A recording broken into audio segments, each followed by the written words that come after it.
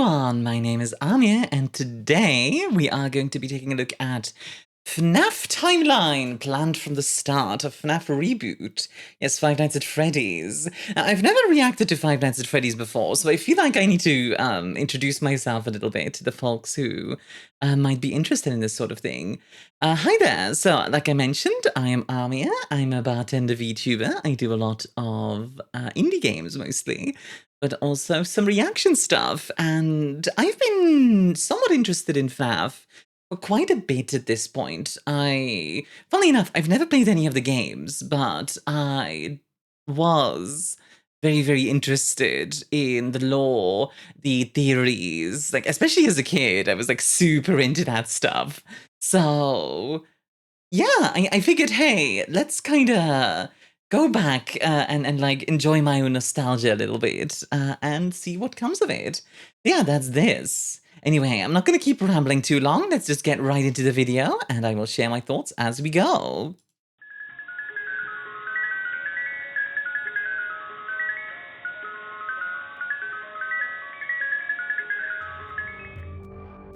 I recently put up a poll on my community tab section where I asked if you guys thought that it would be a good idea for the original FNAF games, i.e. FNAF 1 to Ultimate Custom Night, to be remade as to fit the newer lore. The results of this poll were mixed, with over 70% of people saying yes, this should be done, but the 30% that said no being the more vocal as to why they think that it would ruin the franchise in the comments. I do think that FNAF has a bit of a problem with a lot of lore stuff kind of thrown out there as little loose threads that don't lead anywhere. And I think a tightened up version is actually not a bad idea. Like, as much as I'm not a huge fan of like new FNAF, like the Mimic or whatever. It's like, whatever, it doesn't really grab me.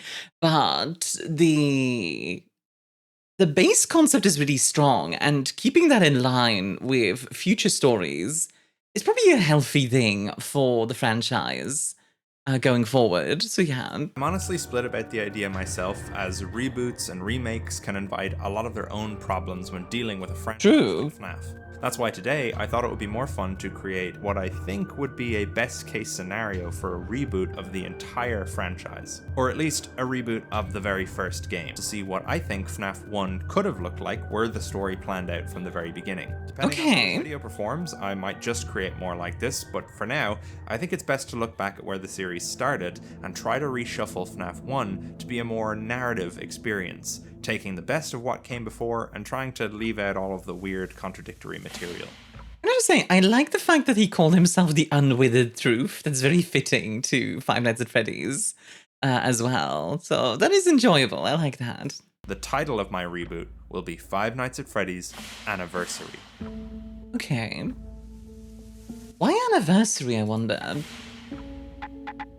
Can I just say, by the way, this is like a really impressive, like, little mock-up he's got here. Like, he's got like the models moving in the background. He's got like the menu going, etc. I quite like that. That's really cool.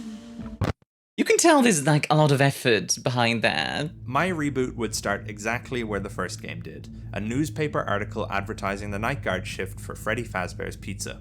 Posted in the local newspaper, the Utah Province Daily Herald, is the following ad, published the 6th of November, 1993. As you can see, not much here has changed from the original newspaper, aside from making the phone number to be the same from the Security Breach Fredbear posters and updating the minimum wage. Okay. Again, I'm not doing this to fit with Security Breach, but just to leave fun Easter eggs from this previous version of the FNAF universe. Nothing. I think it's a good idea to keep those things kind of consistent. It's small details, but the devil's in the details after all. From any of the games is applicable to this new reboot's lore. In my ideal scenario, I would also make that abundantly clear in community posts and advertising for the game before it released. The reason I decided to firmly set this game in 1993 rather than in 1989 or 1998 or 92 or any of the other proposed dates for the current version of FNAF 1 is mainly as a way to pay homage to game theory and their first FNAF video, which started the whole theorizing trend in the first place.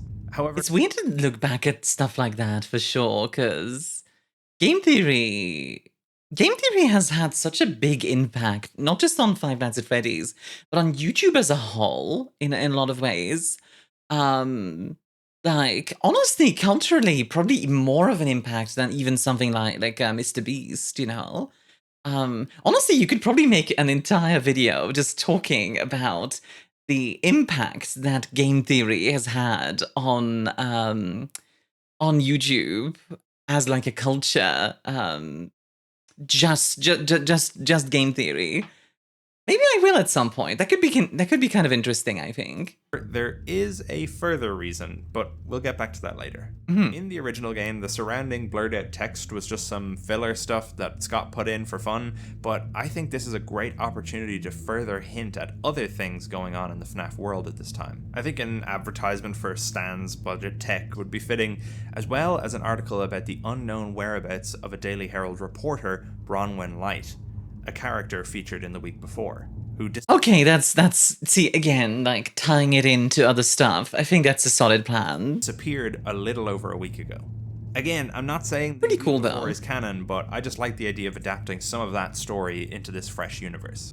Yeah, you hint towards the other stuff already. I think that's cool. I think one of the advantages that stuff like Five Nights at Freddy's has is that they can just kind of gesture at a bigger story and your imagination can fit it in. I think that's actually one of the strengths of stuff like Dark Souls as well, where Dark Souls, a lot of the story of Dark Souls is very hidden and very, not very obvious right away, but it can be filled in by your own imagination, a lot of research and just looking into it. And that, I think that automatically makes the story better because your imagination is going to be tailored to you, you know? Continue, but instead of being brought straight to night one, the newspaper is pulled away from the camera. We didn't realize it, but we're actually already looking through the POV of our protagonist. Okay, that's really cool. I like that. I'm a huge fan of diegetics. For those who don't know what diegetics are basically it's whatever is in the world. If music is playing from a TV in the world, that would be a diegetic music. So yeah, I'm a huge fan of like stuff in the setting. A very good example is probably Dead Space, where the health bar and most of the HUD is diegetic. Sit staring at an old boxy TV in a garishly decorated living room torn straight out of the 70s. We grab a TV remote and can click through the TV channels using our keyboard or controller. One brand new state-of-the-art Shrines, you're sure to be the most popular kid in town. If you want Circus Baby and her friends at your next party, call us today at 01888-578. Circus Baby's Entertainment and Rentals. Let fantasy and fun come to you.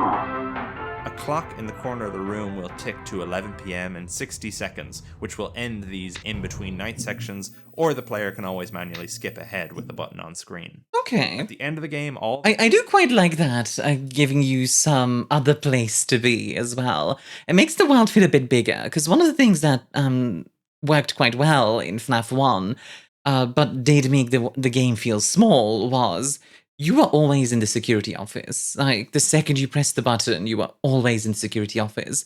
That's not a bad thing, because in horror, you do want to feel confined, but it is a nice thing to know, like, hey, there are other locations out there that we're going to be visiting, etc. Stuff you watched on the TV will be available through an extras page on the main menu for ease of theorists wanting to review. Anyway, nothing too crazy important on this first pre-night section beyond some Easter eggs, so let's jump into night one.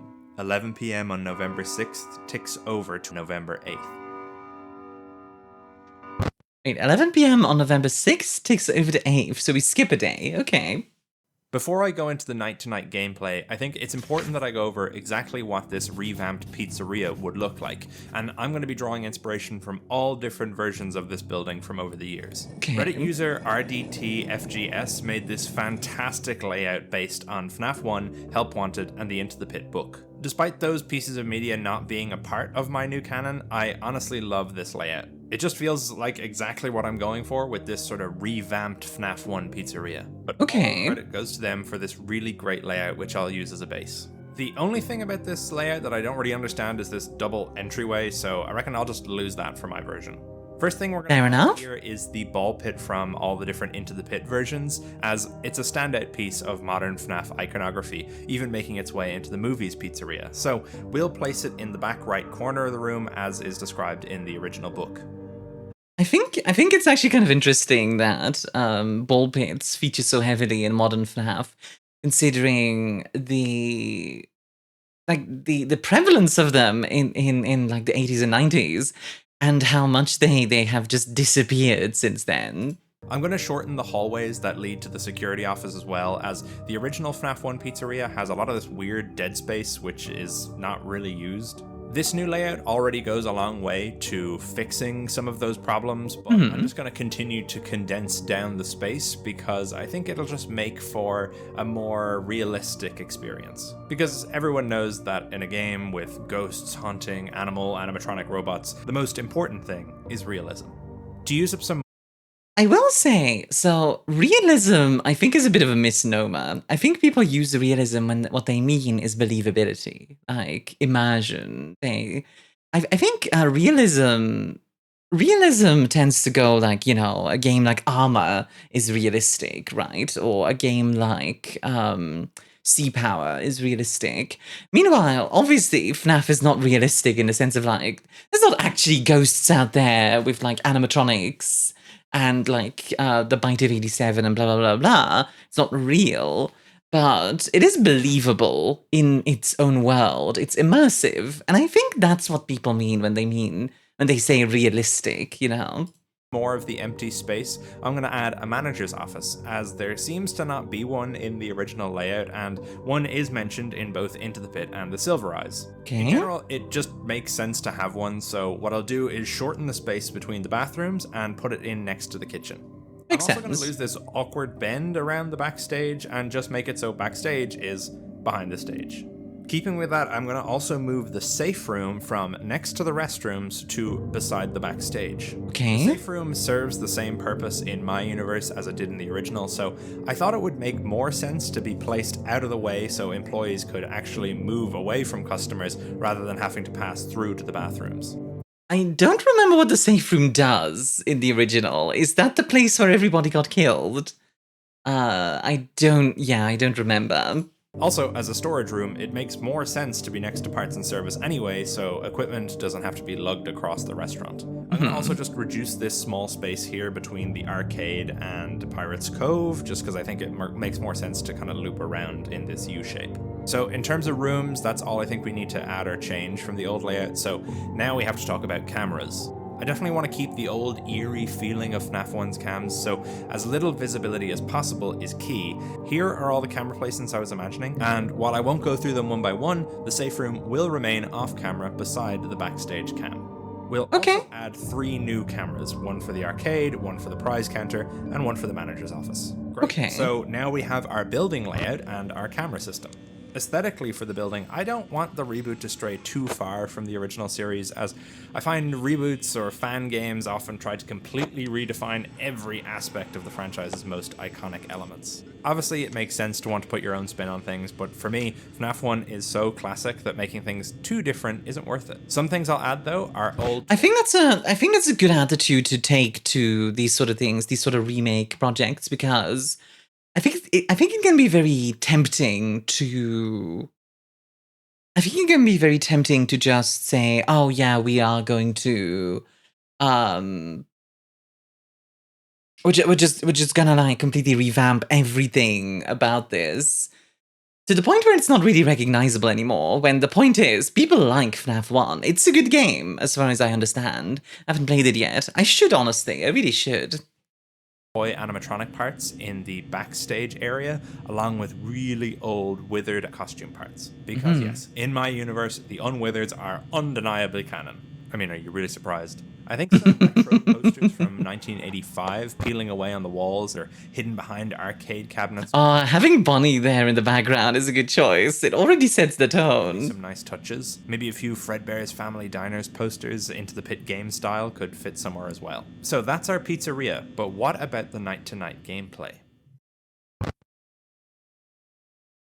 With All right, this let's being see. the first game in the Reboot series, I think sticking as closely to FNAF 1's simple game loop is the way to go. The usual loop of checking the cameras and closing the doors if the animatronics make it to outside the office is the same. Foxy's Pirate Cove mechanic is a little different. I do think, just looking at this 3D environment, I would want this to feel a bit more cramped.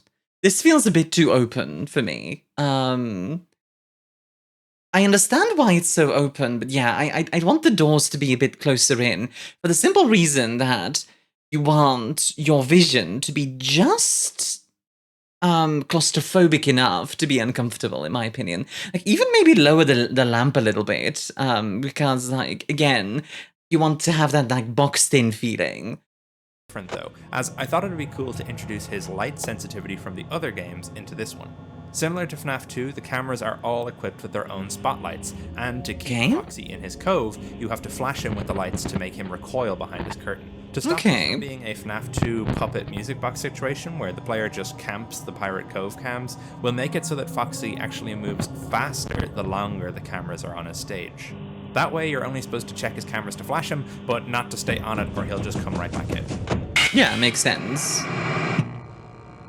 I'm noticing, and this is not a bad thing so far, I'm noticing he has a tendency to kind of announce the jump scare, like jump scare, which works for the video, mind you. I don't think I'd want that for the game, but like for the video it works. The rest of the animatronics stay mostly the same. Bonnie down the left hall, Chica down the right hall. Freddy, while his gameplay is the same, has some interesting behavior.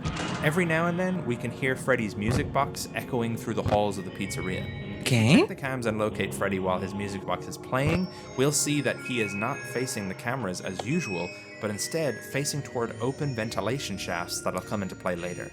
Oh. Okay, interesting.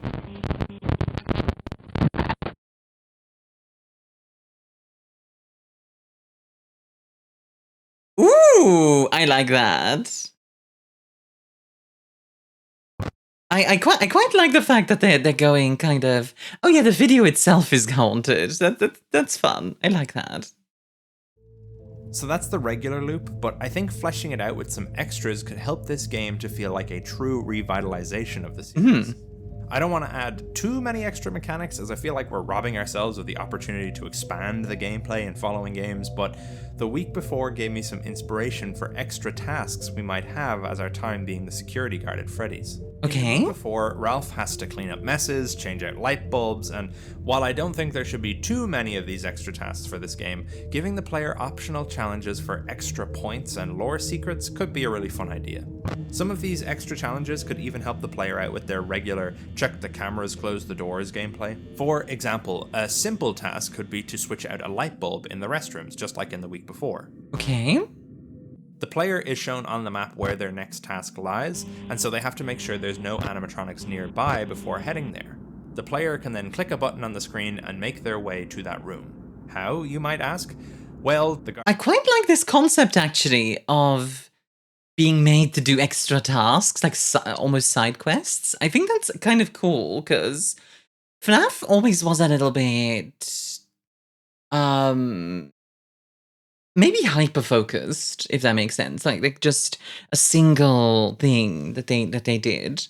So having like a little bit of variety in there definitely doesn't hurt. Guard stands up from his chair, turns around, and enters the vents. Oh boy.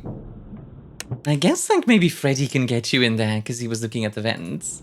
While in the vents, you stop every now and then to take a turn. There are directions on screen to inform you which way the vent will lead you, but there's nothing to stop you from taking a different path. We'll get back to that later.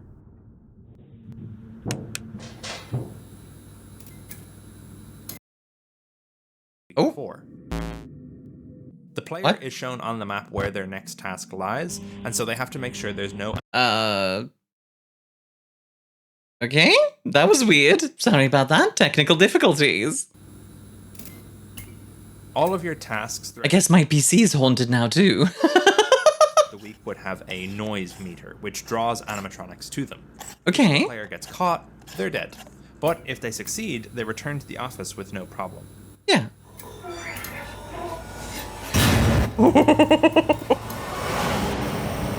Ooh, I do like that. Just Bonnie appearing like that, the extra music and stuff. It's better if the animatronics can't fit in these vents, as otherwise that's a whole other problem to deal with, and it's probably too much to add for the very first game in the series.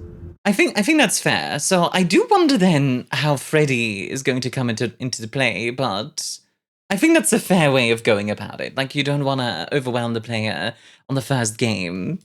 Like I was saying, these should have a positive effect for the player on gameplay. So for our light bulb example, any animatronic that ends up in the restrooms will now spend more time in that area searching the lit up bathroom, meaning they are less likely to come and kill the player.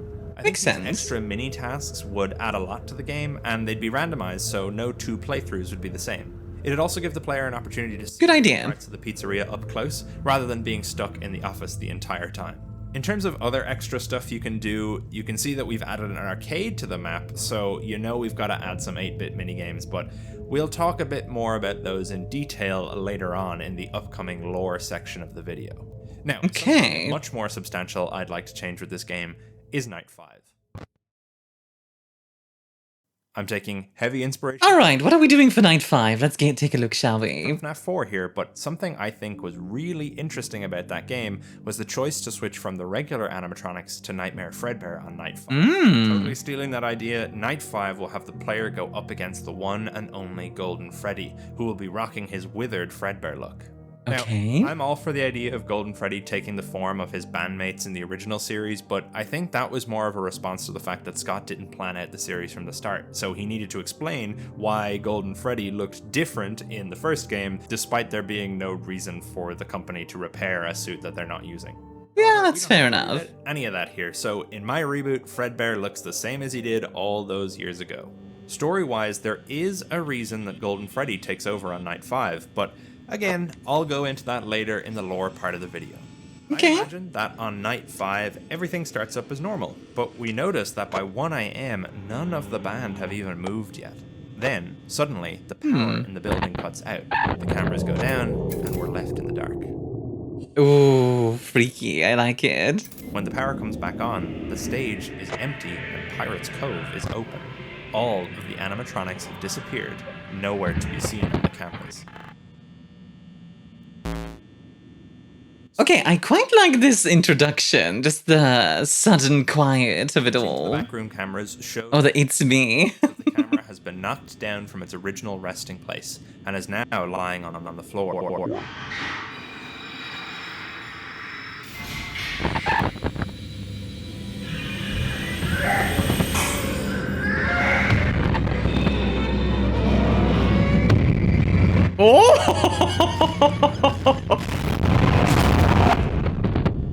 Oh, that's good. Oh, I like that a lot. And especially the sound design. Good job. God dang. I don't know who did the sound design for this video, but they did a great job.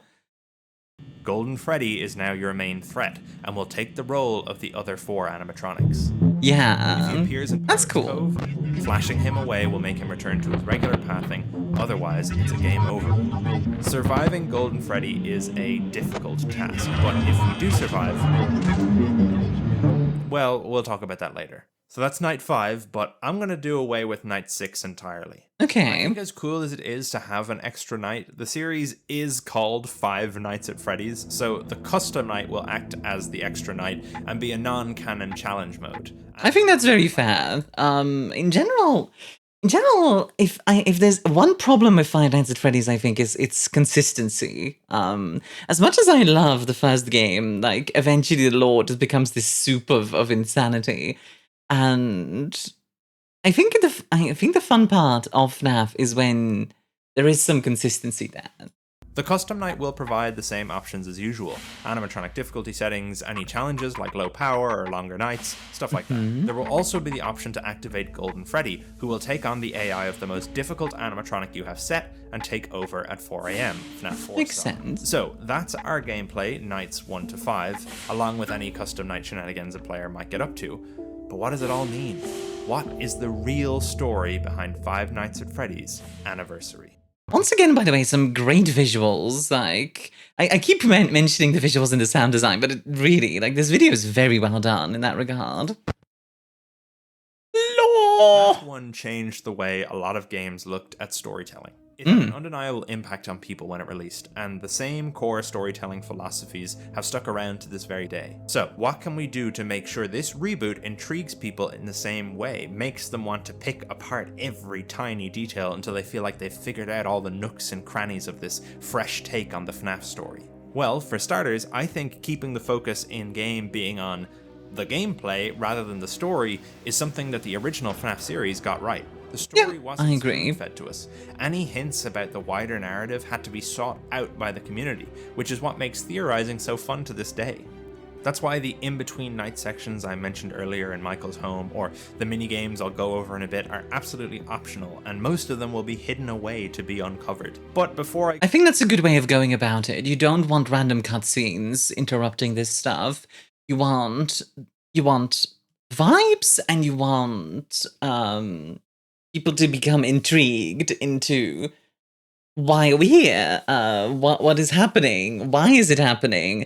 Just have people start to begin asking questions and then drip feed them answers, right? Go into the secrets. There is one character I've neglected to mention up to this point, or at least his role in this game. He is undoubtedly one of the most iconic and important characters, and is a crucial aspect to the way the original games hooked their Apple guy. And that is, of course, Ralph, the phone. Oh. In this game, Ralph will indeed be our guide, as he was in the original, giving us tips and tricks to surviving the nights, while also dropping tantalizing teases to the wider Freddy's universe. Hello? Hello? Hi there. I wanted to record a couple messages for you to help you get settled in over your first week on the job. Okay. I definitely could have done with a friendly voice on these long nights, so I thought I'd give you one to listen to. Ralph will... I always quite liked the phone call kind of stuff. I thought that was really... It was a nice way to set the tone and also do some tutorializing as well. So, good idea from Scott, honestly. Introduce himself as the location's manager. My name's Ralph. I'm the manager of this fine establishment.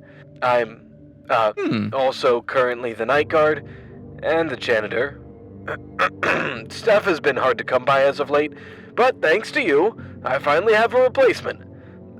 Someone's coming in from on high to be the new manager, but you have the privilege of guarding the building after hours. So, it flashing purple like that's gonna be what I'm after, an aka Purple Guy. And cleaning up a few things here and there. This is my last week on the job, so we'll both be braving new beginnings together. Let's see here. There's an introductory greeting I'm supposed to read. You know, sort of a legal thing they had to bring in a few years back. He'll give a hilariously satirical company greeting that no sane person would stick around to hear the end of, because they'd already be out the door looking for a safer line of work. Oh, you know it. I do enjoy the satire that FNAF does. I feel like the series has gotten away a little bit from that, and I would like to see more of that sort of...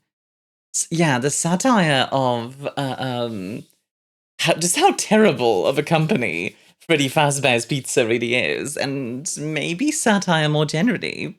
Ralph assures us nothing will go wrong, as everything in Freddy's has a completely logical explanation. Ralph mentions that the animatronic characters have been stuck on stage since the bite of '87.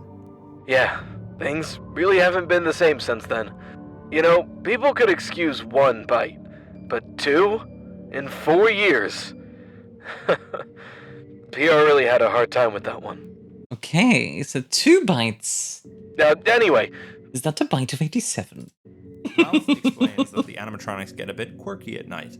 They're set to free roam at night to stop their servos from locking up and move toward wherever the people are. They can't seem to recognize adults after hours, and so they think you're an endoskeleton without a costume on.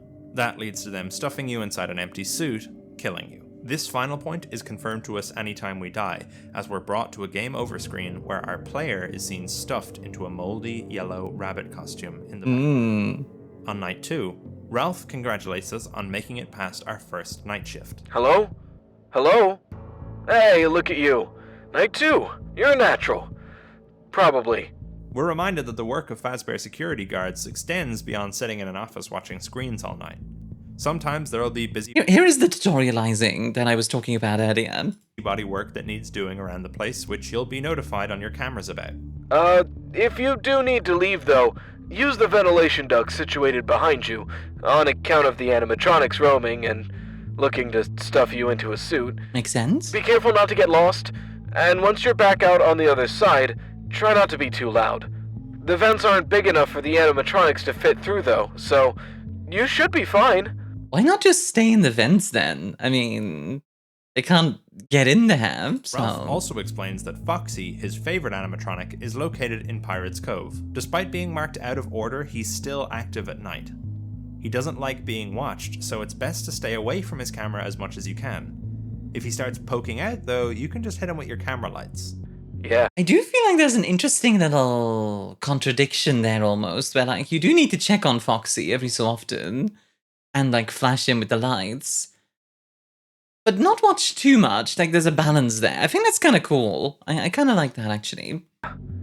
He always had a problem with lights, that one. Wish we knew that back before he... never mind. On night 3... See, that I think is a little bit too obvious. Personally, like, okay, so Foxy did one of the bites, like, that's what we're getting, and I think that's a little bit too obvious. Maybe that's because of the video, but yeah. Ralph is surprised we're still working here. The turnaround on guards is usually quite high. He supposes that we might never listen to this message, and if we don't, then that means Fazbear will be hiring again. I really hope they don't call me. I don't know if I can turn them down. Ralph tells us that if we ever get bored, we can always check out the arcade. Some of the games are a bit glitchy, but most of them are fine. You know, I wonder what the story there is. Like, Ralph has an unhealthy relationship with Fazbear. Why does he feel indebted or perhaps tied to the company in some way? There's an interesting story. I mean, who knows? Maybe he did one of the murders or something, or he's involved in some way. leaving the office unnecessarily during the night isn't the best idea. Uh-huh. But a quick game here or there can be good for the soul. Yeah. Just use the vents to get there, and be back as quickly as possible. Those arcades are loud. Of course, this is a hint that there are playable arcades which will be later used to feed more story to the player. Of On night course. 4, Hello? Wow, you're still here, listening to this. Hopefully. Ralph's voice sounds tinnier than usual and he's whispering. I hope your night's going better than mine. I popped out for a minute to get in a game of Fruity Maze and, guess I lost track of time. But it nearly got me. I panicked and jumped in the vents, but I got a little turned around on the way back to the office. I use Okay. my cell phone now to call the voicemail system. I hope this message makes it to you. I'm not really sure where I am. It's a bit of a maze in here. Fruity Maze. Ba-dum-ts. I'm going to try and hold out here for the night. Wait for them all to reset in the morning. In fact, I don't know why I didn't think of this before. Yeah, exactly. I'm probably safer in here than you are. So, there you go. That's your tip for tonight. Hide in the vents. Wait. Ralph goes quiet. There's a strange slithering sound coming through the phone. Ooh. I didn't even know we still had you around. Oh no.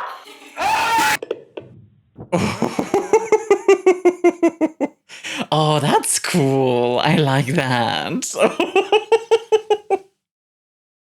Ooh, that's interesting. What's in the vents, I The wonder? player could take any path they like in the vents. Well, if you stay in the vents long enough and take enough wrong turns, on any night you can find Ralph's body decaying in the vents. Oh.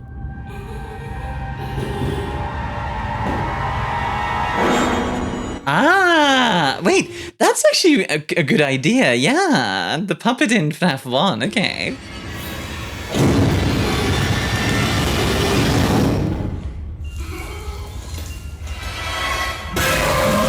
Pretty neat.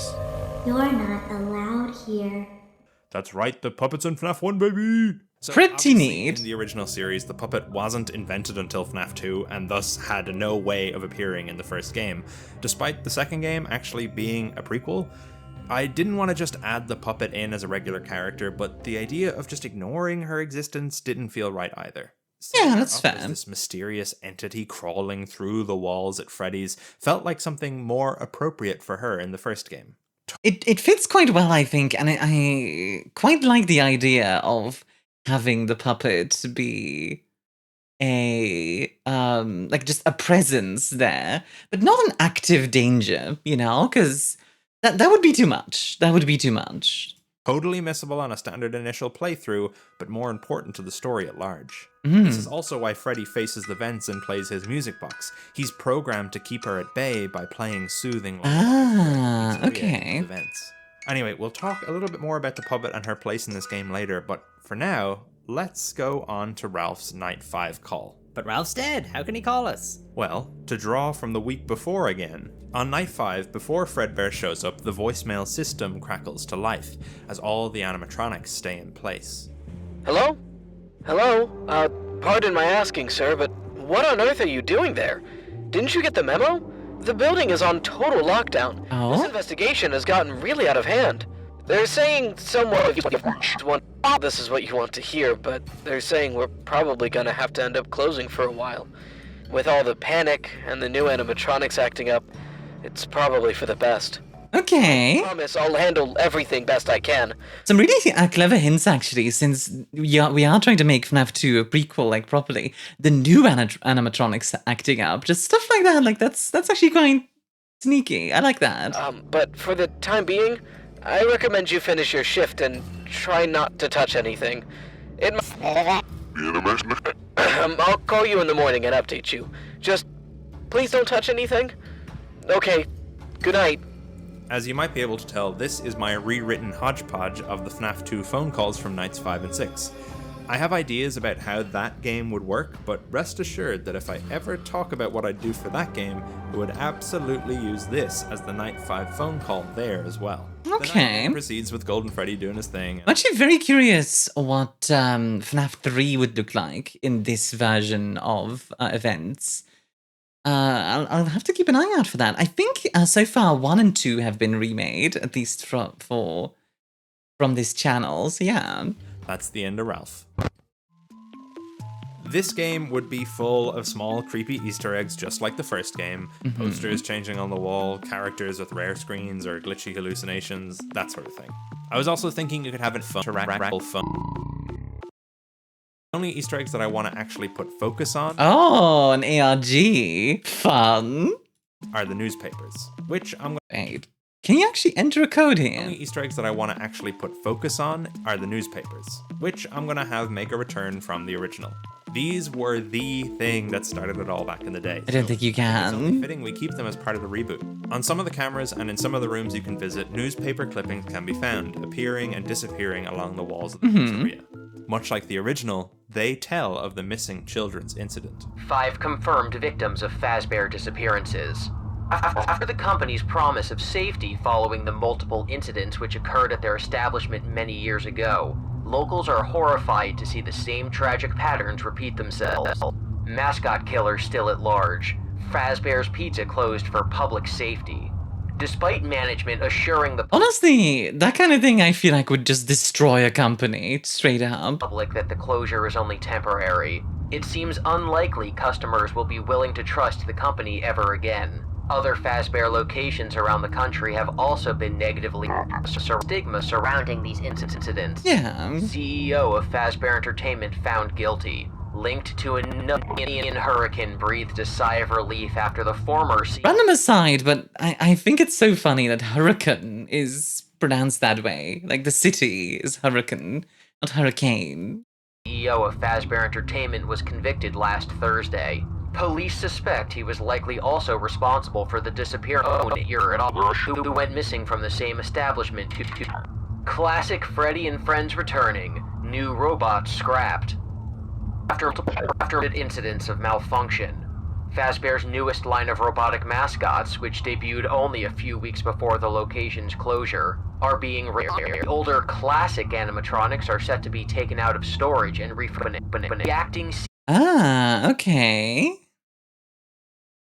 Yeah, that's interesting. The newest line of robotic mascots debuted only a few weeks before the location's closure are being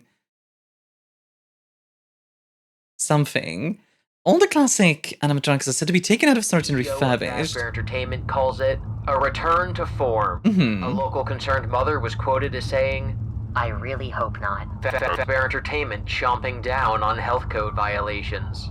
Management assures Jumping down, that the okay. robotic mascots are cleaned regularly, but that the foul black mutants, which reportedly leaks from the mascot suits, returns without explanation.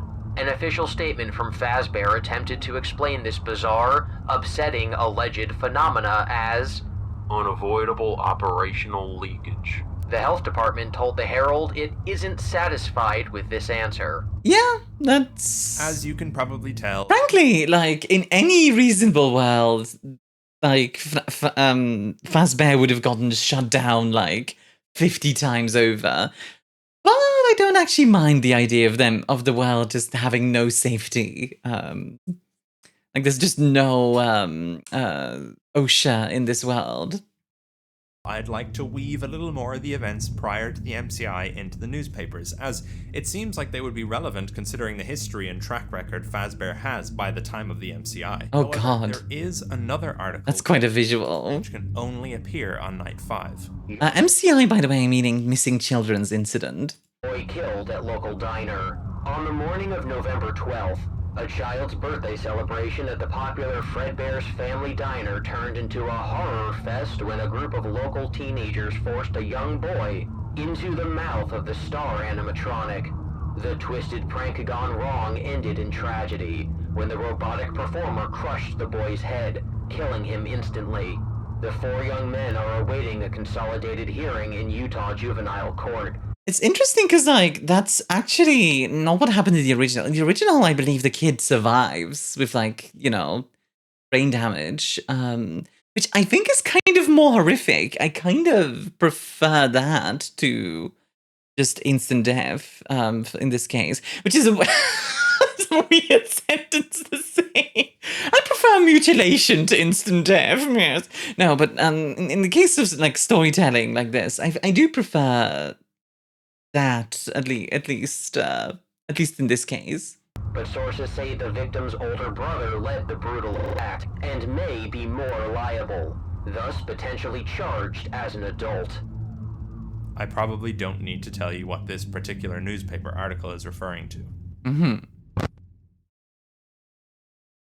As mentioned previously, the arcade cabinets in Freddy's will be accessible to the player to provide further Easter eggs and lore hints.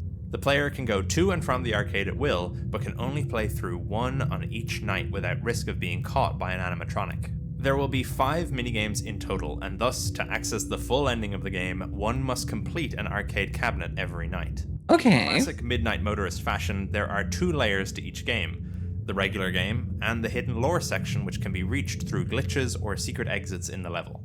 Arcade 1, Freddy in Space, Reloaded. This Freddy in Space is a platformer/shooter where you play as Freddy Fazbear, battling space aliens as you try to make it to the end of the extraterrestrial level.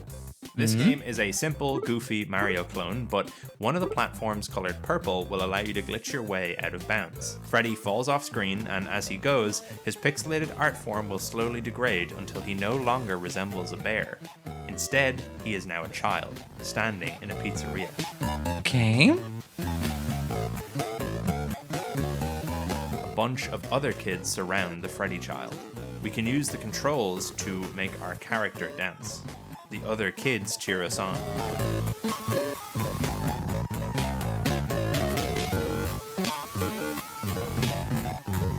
Ooh, the light shifting to purple is very cool. That's a nice detail. Love that.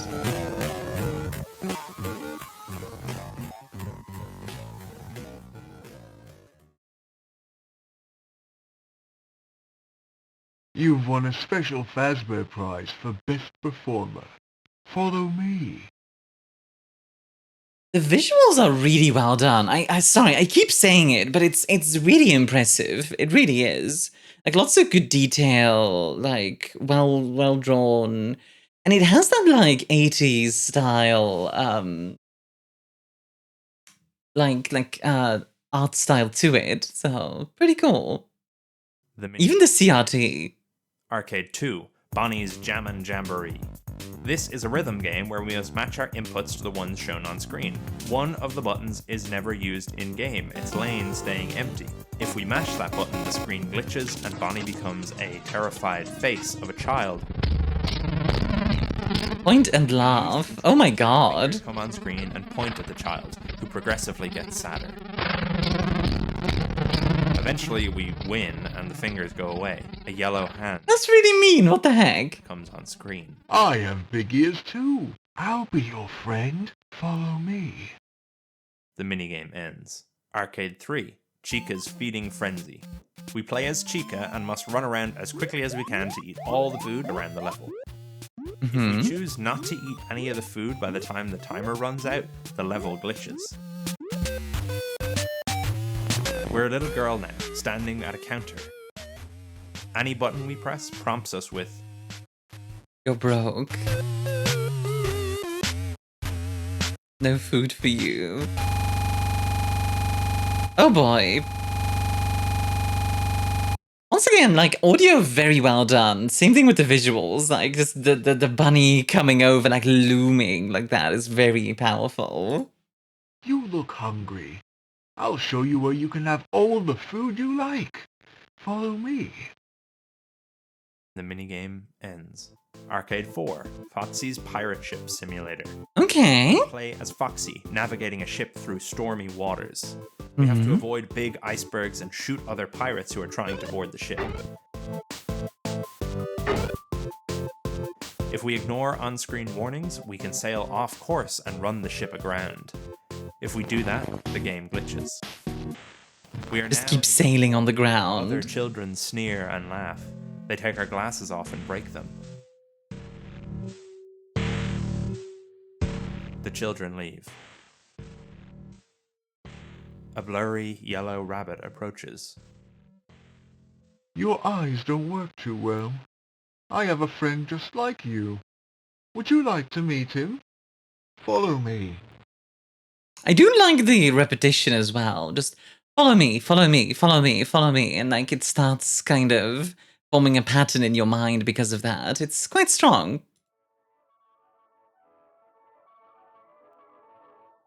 Now we get to see a little bit more because it's nightfall. Yeah, makes sense. Don't worry. There's one just for you. The minigame ends. The final arcade cabinet is harder to find as it's not in the arcade like the rest. Instead, it is in the backstage area and will only activate on night 5. Arcade 5. I wonder how that would work considering Golden Freddy is like active. Wouldn't that be really difficult? Fredbear and Bonnie bite back. We play as Fredbear in a much simpler style of arcade than the rest from a previous generation of arcade machines. It's a Pac-Man style clone where we're trying our best. That's a cool bit of extra storytelling, like using the date as like an older version. Yeah.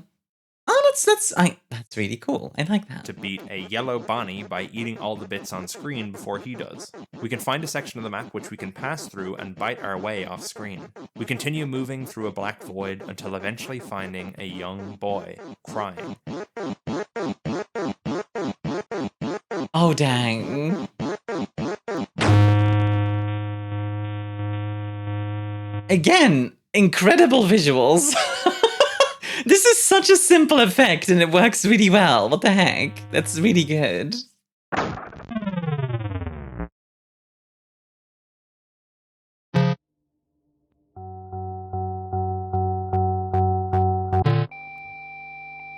A young girl is a child. We must press buttons to beat them more and more. The kid runs off crying. The yellow rabbit appears. Quickly! If he tells his mummy you'll be in big trouble, I can hide you. Follow me.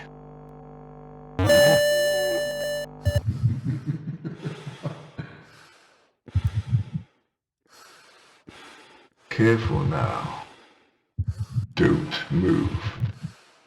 If you move, you will die.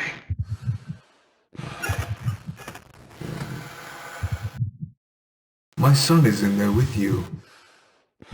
It's your job to put them back together. Let your anger give you the strength. See, okay, This is something that I personally have never really liked about FNAF. It's actually something I'm not a big fan of. I would have much preferred if William Afton had no reason for his killings. He just does it because he likes it. So some people might not like that kind of angle, but honestly, for me, that would make a lot more sense than having ghost stuff more and more remnant and all that stuff. I much prefer just hey, look, I just enjoy this sort of logic. Because serial killers are messed up, and I don't know, giving them a reason softens that in a certain way. I think the horror works really well if you understand that their thinking is kind of inhuman in a way. That not all serial killers, obviously. I'm kind of generalizing, but you get me. Now you can move.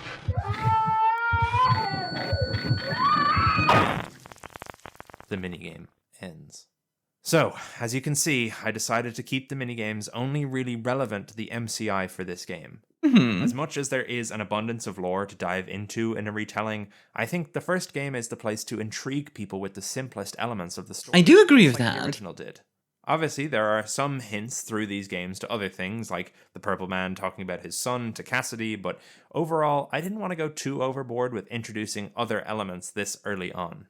But of course, that's not where the lore of this game ends. I spoke briefly earlier about Golden Freddy's appearance on Night 5, and how he takes over from the rest of the animatronics. What I didn't discuss is what happens when we beat the night. In the event that we survive to the end of the night on a normal playthrough,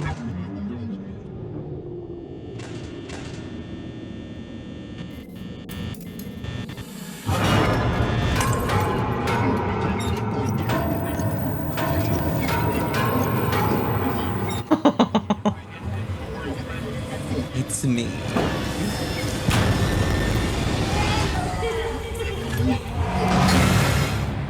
Okay. fade in on a notice of termination. Note: didn't bother to turn up second week. Your first week's pay will not be issued. The end. This is, of course, Employee name Michael Afton. Nice detail. the bad ending of the game, but assuming you've played through all 5 minigames and completed all of the different tasks over the nights, this will unlock the good ending. Golden Freddy will still appear in the office and do all the creepy ghost stuff, but Honestly, the creepy ghost stuff is probably the best part of this video. It really is. before he can bite down on your head, Oh?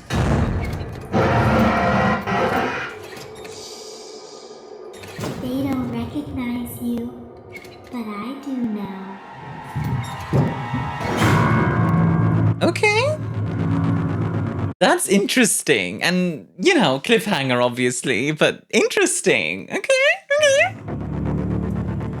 You got me.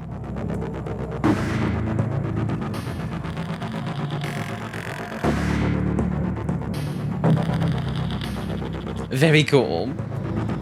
Honestly, overall, really interesting, and I quite like this. I quite like this as a remake kind of take. It's a good idea, for sure. But anyway...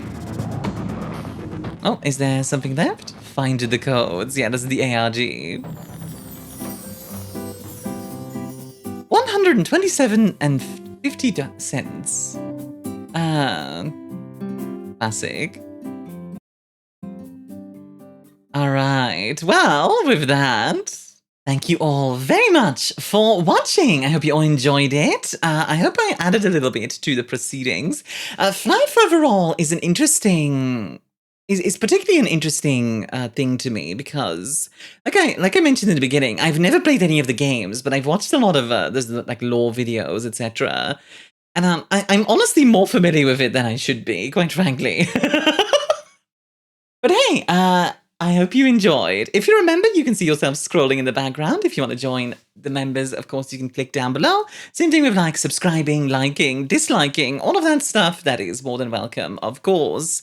Also, a very special thank you to our very important planet, Kane01b. The very important planets, Aku, SCP Realized, Roselandian Rose, Torpin Only, Brandon Anderson 8516, Cool Mr. Cortez. And of course, over on Ko-Fi, Toto, Orlan Dog, Vreed, Ellie Cute Puppy, and Alex the DM for your support. Thank you for watching, and I hope you all have a wonderful rest of your day. Bye-bye!